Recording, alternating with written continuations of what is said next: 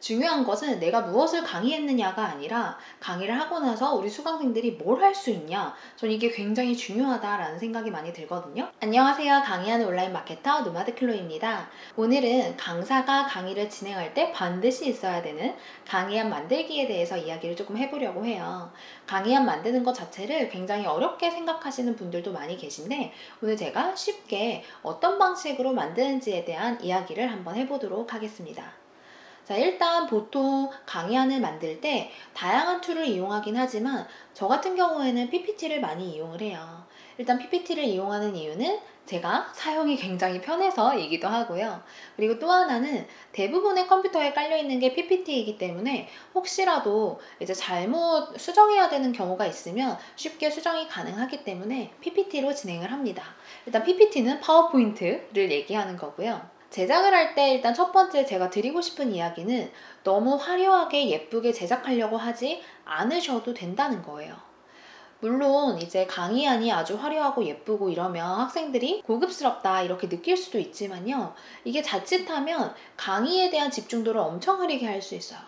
혹시 그런 경험 있으세요? 막 강의 들으러 갔는데 강의 화면이 이쪽으로 넘어갔다가 이쪽으로 넘어갔다가 뭔가 휙휙휙휙 날아갔다가 혹은 엄청 여러 가지 색상이 하나의 페이지에 들어가 있다거나, 저는 사실 그랬을 때 강의 내용에 잘 집중을 하기가 어렵더라고요. 그래서 저는 솔직히 말씀을 드리면 강의안이 굉장히 심플해요. 하얀색 배경에 들어가야 될 이야기만 딱딱딱딱 정리되어 있어요. 그리고 나머지는 다 이야기로 풀어요. 일단 정리를 하는 이유는요, 정리가 되어 있지 않으면 학생들은 이 내용이 무엇인지 정확하게 알 수가 없기 때문이고, 또 하나는 저는 이 강의안을 책으로 만들어서 학생분들에게 배포를 하고 있어요. 배포하는 이유는 뭐냐면 수업을 듣고 나서 집에 가면 다 까먹기 때문에 원데이 클래스이다 하더라도 저는 교재를 제작해서 집에 가서라도 한 번 더 볼 수 있도록 해드리고 있어요. 제가 이따가 교재 한번 보여드릴게요. 그리고 이런 분들이 또 계실 거예요. 내가 매번 강의를 진행할 때마다 PPT 디자인을 변경하시는 분들이 계시는데 그럴 필요가 없어요. 왜 그럴 필요가 없냐면 우리 학생들은 디자인을 보려고 오지도 않고요. 그리고 또 하나는 디자인을 자꾸 바꾸면 어쩌면 강사에 대한 색깔도 약해질 수가 있어요. 저는 항상 비슷한 형태로 강의를 진행을 하기 때문에 제 수업을 좀 몇 번 들어보신 분들은 아마 강의안만 봐도 이거 클로이쌤 거네? 라고 알 수 있을 거다라고 저는 생각이 들거든요. 그래서 어쩌면 강의안의 형태를 하나로 통일하는 게 되게 중요하다라는 이야기를 드리고 싶고요. 그리고 또 하나, 글자를 크게 넣으시는 게 좋아요. PPT에 기준이 있다라고 얘기를 많이 해요. 제목은 32포인트, 본문은 몇 포인트 이런 식으로 얘기를 하는 편인데, 사실 그거는 어떤 강의장에서 하는지에 따라 다르기 때문에 글자 크기를 제가 명확하게 딱 말씀드리지는 않을게요. 근데 검색해보면 다 나오긴 나오더라고요. 근데 저는 가급적이면 크게 하시라라는 얘기를 많이 드려요. 멀리서는 안 보일 수도 있고요. 그리고 일단 우리가 일반적으로 타이핑을 하는 것보다는 훨씬 더 커야 돼요. 그래서 작은 것보다는 큰 게 좋기 때문에 크게 이제 글씨를 쓰시는 게 좋고요. 그리고 글자를 너무 많이 안 넣으시는 것도 저는 좋다고 생각이 들어요. 처음부터 끝까지 글자가 있으면요, 일단 집중이 안 돼요. 읽고 싶은 마음이 우리가 안 들죠. 저거 뭐야? 그래서 이미지를 좀 더 많이 활용을 하시고요. 글자는 최소화를 하세요. 글자보다 사람들이 이미지에 한 번 더 시선이 가고요. 이미지보다 시선이 많이 가는 건 영상이에요. 근데 중간중간 영상을 너무 많이 틀면 집중도가 흐트러질 수 있으니까 적절한 이미지를 사용을 하시면 굉장히 좋고요. 그리고 강의안을 만드실 때 목차를 반드시 만드셔야 돼요. 저는 파트 1, 2, 3, 4 이렇게 해서 내용을 아예 분리를 해버리거든요. 이 분리를 하는 이유는 학생들이 대체 내가 뭘 배울 건지 미리 머릿속에 그림이 한번 그려지고 시작하면 좋아요. 오늘 나는 뭐뭐뭐를 배우고 갈 거야. 이 시간엔 이걸 배우는구나. 이걸 앞부분에 확 잡고 넘어가야지. 그렇지 않으면 정말 물 흐르듯이 수업이 지나가고 머릿속에 남는 게 없을 수가 있거든요. 지난 시간에도 말씀드렸듯이 기존에 나와 있는 그런 책들을 조금 참고를 해서 이렇게 구분을 좀 나눠주시는 거예요. 목차를. 실제로 그 책에서 나와 있는 대로 그 순서대로 해야 될 필요는 전혀 없어요. 그런데 그 순서를 보는 것만으로도 아마 어떤 느낌이 오실 거예요. 이 책은 이렇게 해서 순서를 이렇게 만들었구나. 저 같은 경우에는 블로그 강의를 할 때 첫 파트에 블로그 브랜딩, 두 번째에서는 블로그 글쓰기, 세 번째에서는 블로그 검색 노출, 네 번째에서는 블로그 수익화, 이런 식으로 단계별로 나와 있거든요. 처음에는 내 블로그를 만드는 거, 그 블로그에 글을 잘 쓰는 거, 그 다음에 잘 쓴 글을 사람들한테 보여주는 거, 마지막에는 이 블로그를 잘 키워서 뭘 어떻게 해먹을 건지, 어떻게 쓸 건지, 이런 거를 이제 단계별로 저는 알려드리는데, 저는 이 단계가 굉장히 중요하다고 생각해요. 그래서 내가 강의하고 싶은 그 내용들을 어떻게 하면 잘 분류를 해볼까, 이런 생각을 계속해서 해보시면 좋고요. 사실 강의를 진행하시면서 이 분류나 구분이나 이런 내용들은 계속해서 바꿔보시는 것도 좋아요. 그래서 바꿔보면서 또 사람들한테 어떻게 전달이 되는지도 우리가 파악을 하면서 계속 개선을 하면 좋겠죠.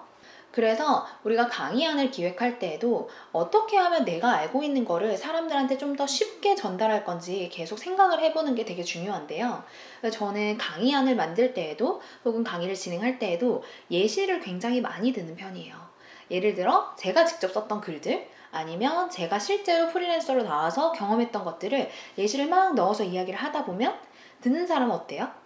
재밌겠죠. 왜냐하면 이건 다른 데서 들을 수 없는 이야기니까. 말하는 저도 재밌어요. 제 얘기니까. 그렇게 설명을 조금 이제 예시를 들어서 하시는 것을 추천을 드리고, 자, 그런데 조금 주의해야 될 거는 예시만 하고 끝나면 안 돼요. 저는 이런 방법을 써요. 이거 김미경 선생님이 알려주신 거예요. 어떤 영상에서. 사람들한테 전달할 내용을 앞부분에 말하고요. 이 내용에 대한 예시를 한번 말해요. 그리고 다시 그 내용에 대해서 얘기를 해요. 예를 들어 이런 거예요. 여러분 블로그 글쓰기 할 때 너무 길게 쓰시면 안 돼요. 아무도 안 봐요 라고 하면서 제가 처음부터 끝까지 엄청 길게 쓴 걸 올렸어요. 여기서 길게 썼다라는 거는 띄어쓰기 하나 없고 엔터 하나 없이 이미지 하나 없이 글만 쭉 쓴 경우를 얘기를 해요. 그걸 보여드려요. 그러니까 여러분 이거 읽어보실래요? 재미있으신가요? 그럼 사람들이 아니요 이렇게 얘기해요. 그러면 여러분 그렇기 때문에 우리는 글만 길게 써서는 안 된다라는 거예요. 이런 식으로 제가 전달하고자 하는 이야기, 중간에 예시, 그리고 그 예시를 결론 짓는 내용을 한 번 더 얘기를 해주는 거예요. 그래서 그런 식으로 저는 전달하는 방식을 조금 많이 사용을 하고 있고요. 그리고 또 한 가지 더 제가 강의를 할 때 굉장히 고민하는 부분 중에 하나는 제가 지금 알려드린 내용을 수강생분들이 바로 따라하게 하려면 어떻게 하지? 라는 그 부분을 고민을 좀 많이 해요. 예를 들어 블로그도 그렇고요. 유튜브 강의를 한다라고 했을 때 여러분 유튜브 이렇게 운영하세요. 이렇게 채널을 개설하세요. 라고 설명할 수 있지만 그 자리에서 모든 사람의 채널을 개설해 줄 수는 없잖아요. 저는 집에 가서 아무것도 모르는 사람들이 따라할 수 있도록 미리 컨텐츠를 다 만들어 놔요. 그러니까 학생들이 질문을 하기 전에 이거 보고 따라하시면 돼요 라고 해서 저만의 컨텐츠를 만들어 두는 거죠. 지금 제 유튜브에도 유튜브 운영법이 있죠. 누가 저한테 이런 걸 물어보면 전 그냥 링크만 보내겠죠. 이걸 보고 따라하세요.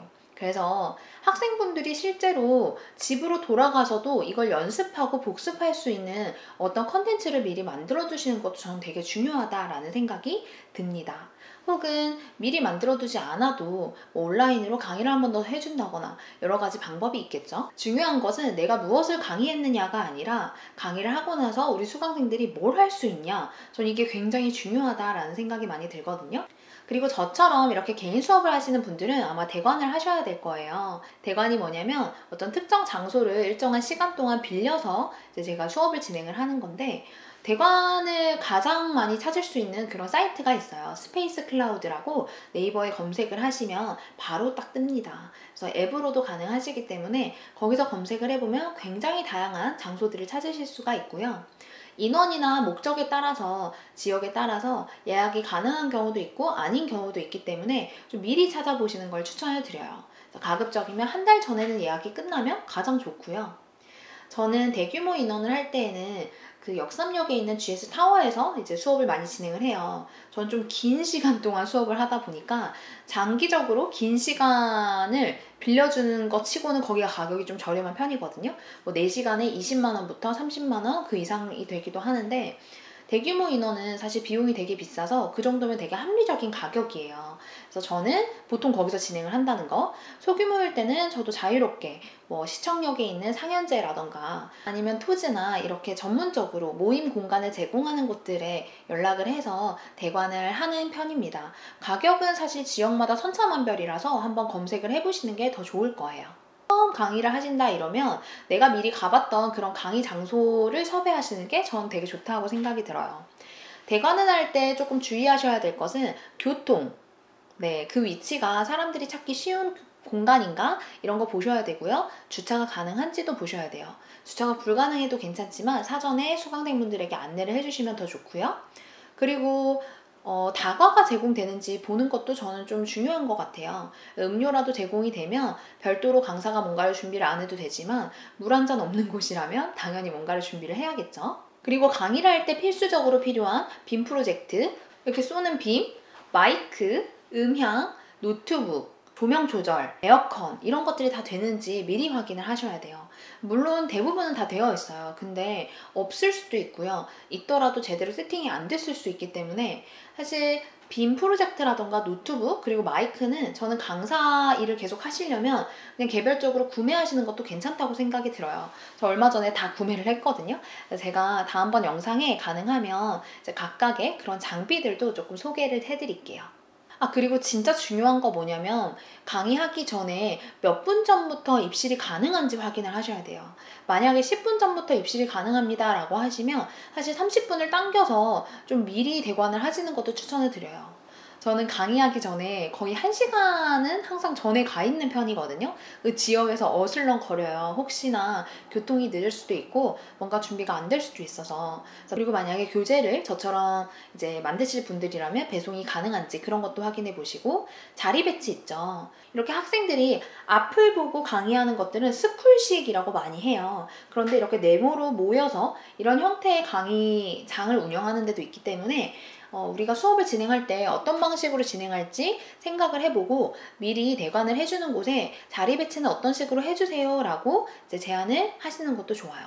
그리고 당연히 정원이 몇 명인지도 확인을 해보시는 게 좋겠죠.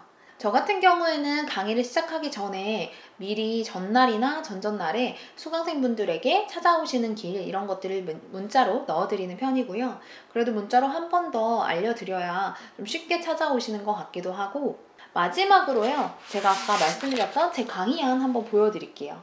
이렇게 생겼어요. 자, 이거는 제가 블로그 강의하는 책이고요.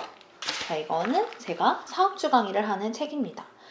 제가 제본을 이제 복사하는데 인쇄소에 가서 이렇게 제본을 했고요. 아니면 인터넷으로 시킬 때도 있어요.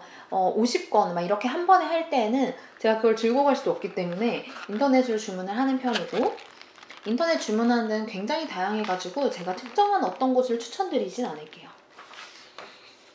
그리고 저는 이제 수업을 진행을 할 때 이렇게 4개의 슬라이드가 하나의 책 안에 들어가 있게끔 이제 제작을 합니다. 그렇게 하는 이유는 2개씩 해봤더니 수강생들이 이거 넘기느라 수업 집중을 좀 못하시는 것 같더라고요.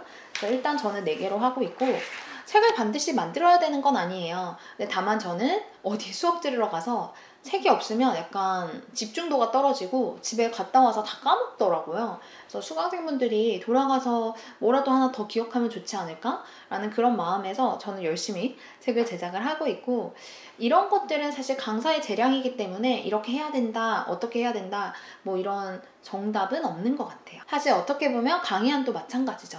오늘 제가 말씀드렸던 내용들은 전적으로 이제 갓 강사가 된 저만의 방식인 거고요. 아마 되게 다양한 방식으로 강의안도 만드시고 대관을 하실 거예요. 제가 놓친 거 하나가 있는데, 강의안을 마지막에 저장하실 때요, 저는 저장을 꼭 2가지 형태로 해요. PPT 저장을 하실 때 반드시 글꼴 포함 저장을 하셔야 되고요. 이 말 이해가 안 되시면 네이버에 반드시 검색해 보세요. PPT 글꼴 포함 저장 이렇게 검색해 보시고요. 그리고 또 하나는 PDF로 저장을 해서 2개의 파일로 나눈 다음에 저는 반드시 메일로 한번 보내놔요. 혹시라도 제가 USB를 까먹고 안 가져갈 수도 있고요. 클라우드에 이제 저장이 안 돼 있을 수도 있기 때문에 USB로 들고 가고 하나는 메일로 보내둡니다. 강의하는 사람이 강의안이 없으면 진짜 큰일이죠. 전 처음에 약간 뭔가 실수를 할 것 같아 라는 생각 때문에 항상 뭔가를 놓치는 그런, 꿈까지는 아니지만 생각을 해왔던 사람이라서 이런 부분들이 되게 사소하지만 가장 중요하다라는 얘기를 드리고 싶습니다. 다음 시간에는 제가 강사가 떨지 않고 말하는 방법과 그리고 제가 강의를 할 때 주로 사용하는 장비에 대한 이야기를 해보도록 하겠습니다.